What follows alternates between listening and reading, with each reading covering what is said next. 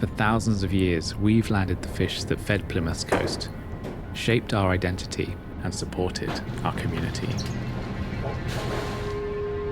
Today, while the nation's menus speak of other ports, our boats are already sliding out into the dark, slipping past the breakwater of this ocean city.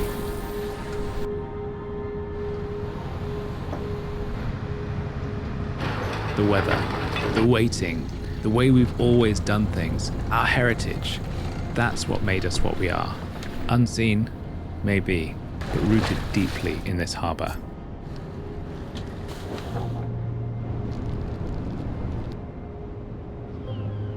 It has been years, decades, of climbing costs and competition from international trade.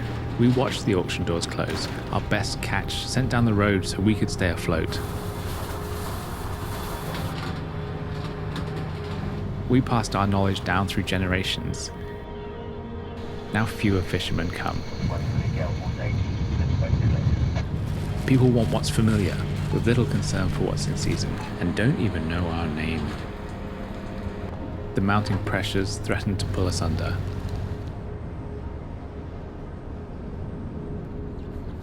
But dawn still finds us here. It finds hands on cold rail and eyes fixed on the sound. We look out for the sea, so there's fish here tomorrow.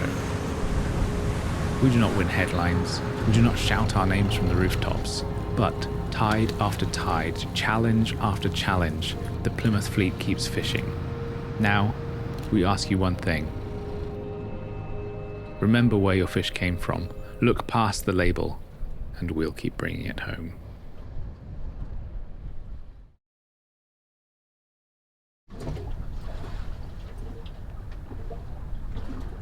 Oh, brilliant! You can't describe it really, because it's you're your own boss, right, out on the sea, and you just look at it. You just think there is no better place to be, and if you catch fish that day, even better. It's like winning the lottery, really. Not quite as good, I'd imagine, but you know, it's there or thereabouts in the feeling. You can't beat the feeling of going out to sea and providing for the nation.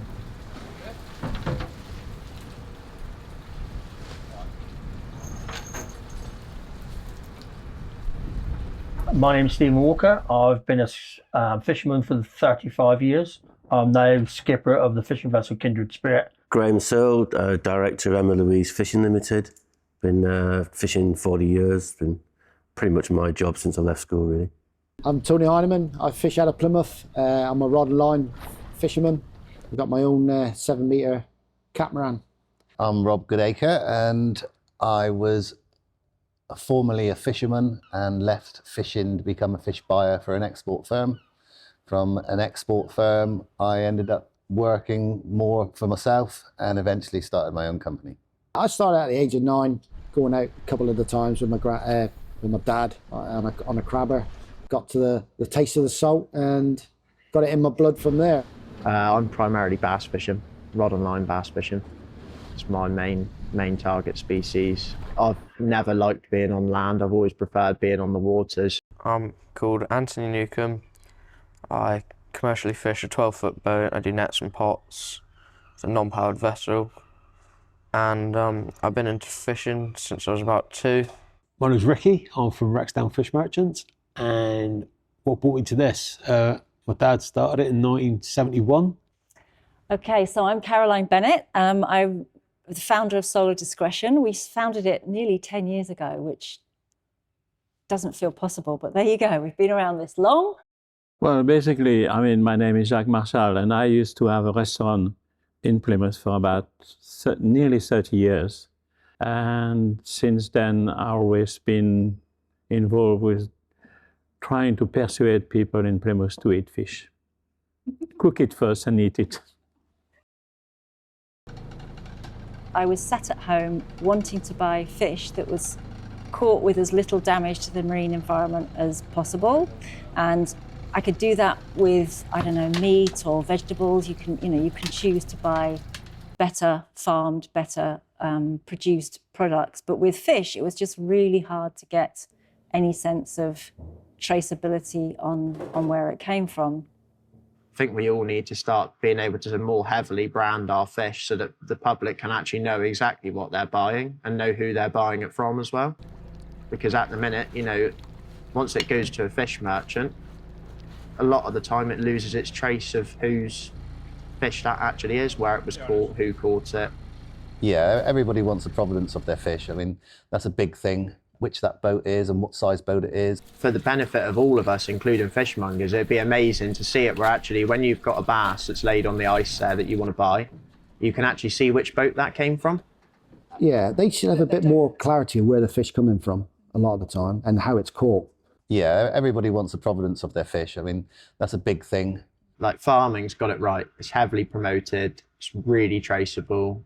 You know that what you're buying has been looked after, whereas fishing, you haven't quite got that yet. You do obviously get people that are going to say, I want it off certain boats, which I do. I still get customers now saying, there's such and such land, you know, and yeah, they've landed this morning, right, can I have 20 place or 25 place? And that's great, you know, that sort of provenance. They can then carry that on to their customers. But when you're telling a story to someone, you want detail.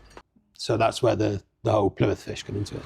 Personally, I've been brought up with fish, I've worked with fish, and I understand the value of fish and the benefits of fish and what it does as a commercial entity to a region and food-wise. So that's where I come from it. But there's obviously lots of the country are slightly detached from local fishing communities. Buying local on so many levels is so important. And not only if we retain the sort of supply chains for people to be locally buying local fish, then if things go pear-shaped, that chain is less likely to be damaged than a more globalized one. But also the money that we're spending on those fishermen and the processing here goes directly back into our local economy, completely directly. It doesn't go anywhere else.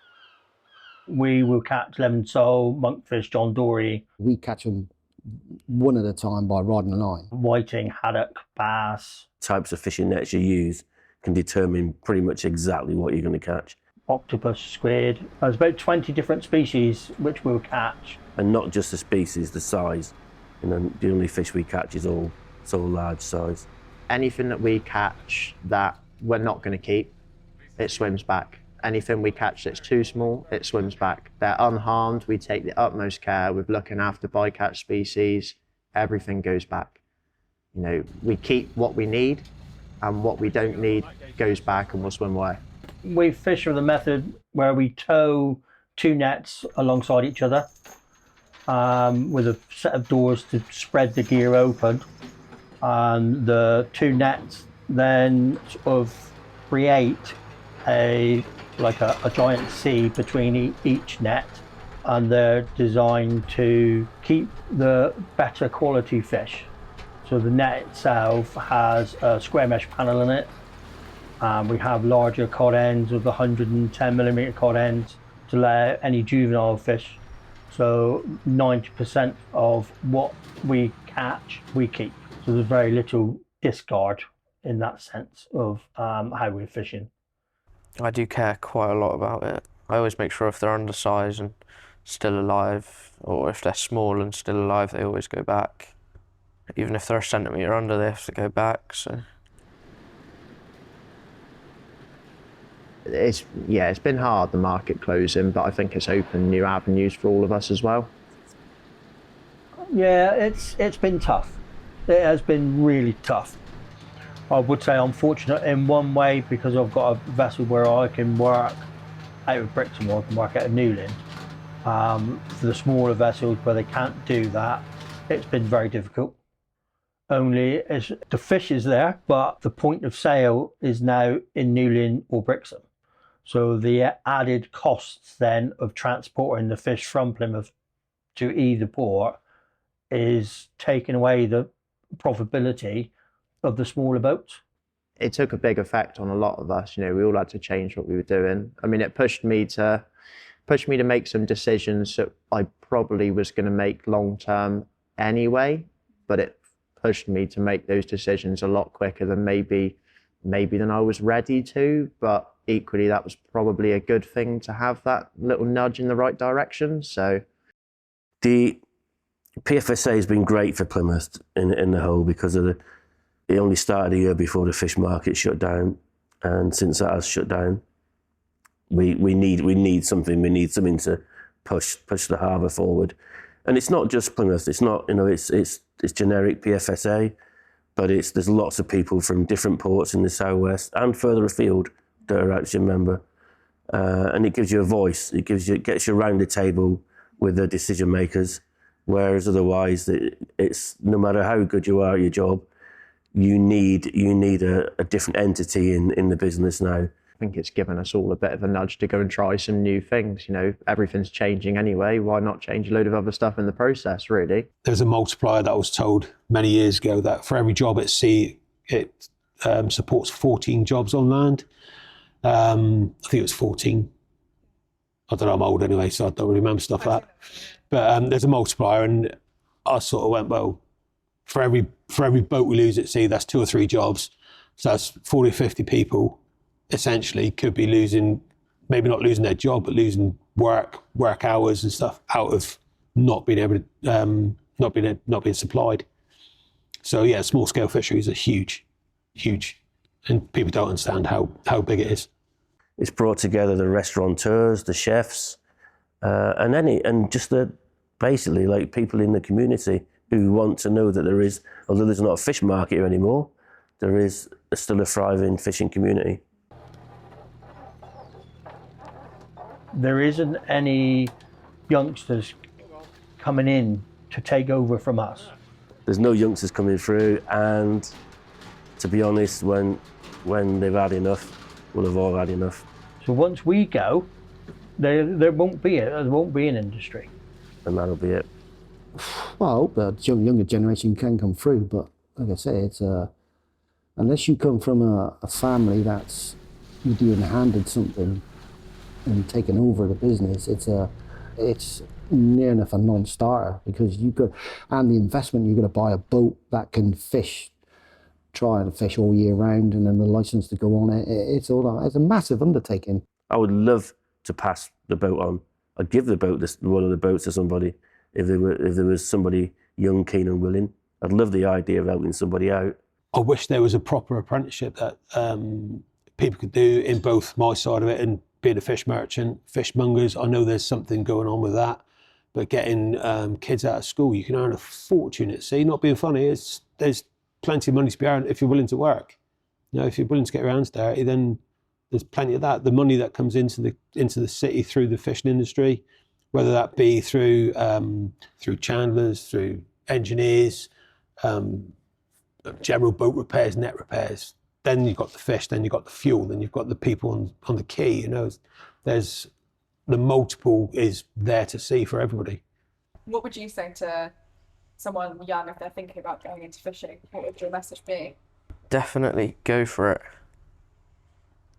I mean, I went for it. I find it really, really fun. Best thing that's happened to me. So, yeah, definitely go for it. We take pride in what we do. We take pride in what we bring to the market. We want to provide the best quality. We want to see people go into restaurants and really enjoying our fish that we catch. And I take pride in that. I take pride in the fact that I can go out there, I'll catch fish, and someone's going to enjoy that fish. Well, I've grown up in it and I love it. I couldn't see myself doing anything else, to be honest. So that's just me. I come from a fishing family.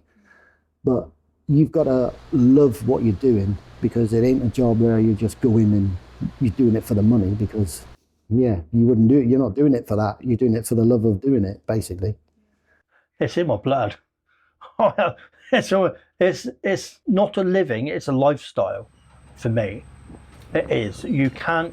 For me, you can't beat the feeling of going out to sea and providing for the nation. That's how I see it. Some people say, oh, that's a bit sad, but I'm doing a service for the nation. And I take pride in that. I take pride in the fact that I can go out there, I'll catch fish, and someone's going to enjoy that fish. It is as clean of food as you can get. It hasn't been modified in any way for human consumption. It is what it is. Sometimes they say, well, I don't like the fish with the head on. I mean, what do you want me to do? And yet you're getting some of the finest food you can get. So don't be afraid of it. And personally, don't buy it from a supermarket. Go to your local fishmonger and buy it from them, because that will be the freshest that you could get it. But if you want to go beyond that, then there are a few questions you can ask, like, how was your fish caught? So what method of catch was it? Was it a small scale boat? Was it line caught? Was it trawler? Was it industrial trawl? Was it beam trawl? So there are a few questions, and perhaps you need a marine biology degree to sort of know the answers that are even being given back to you. That's the other thing, right? But I think if people are emboldened enough to continue ask the question, knowing that they're going to get, in the most part, fairly rubbish answers, it doesn't matter. Just do your bit. Just get your voice heard, and gradually things trickle down. If I look after the ocean will look after me. That is definitely my attitude and stuff. If you can't learn to look after what it is that pays your bills, then you're doing it for the wrong reasons. We want to see more of it promoted, you know, and actually for people to understand that their fish is sustainably caught and we're not harming the environment. You know, we're not leaving anything in the water. Once we've been out there, you'd never know that we've been there. We've left and that's it. It goes back to how it was before we got there. The motivation, I suppose, is to do a small bit, to make a small change, but mostly because if I didn't do that, I just simply wouldn't want to get out of bed in the morning.